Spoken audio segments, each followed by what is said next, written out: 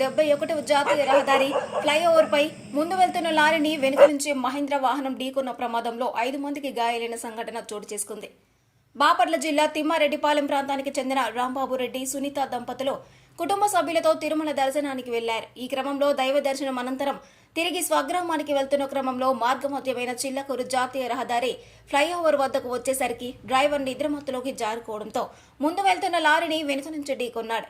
ఈ ప్రమాదంలో 5 మందికి గాయాలు కావడంతో వారిని హైవే మొబైల్ వాహనంలో నాయుడుపేట ప్రభుత్వ ఆసుపత్రికి తరలించి చికిత్సలు అందించారు. ఈ మేరకు పోలీసులు కేసు నమోదు చేసి దర్యాప్తు చేస్తున్నారు.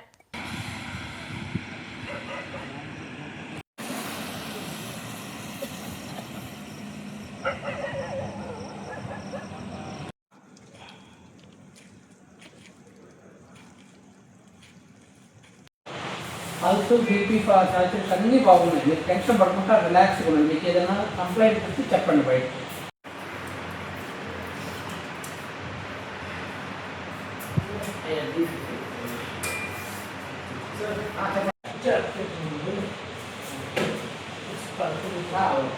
అలా కింద పెట్టుకోకూడదు. ఫ్రీ చాలా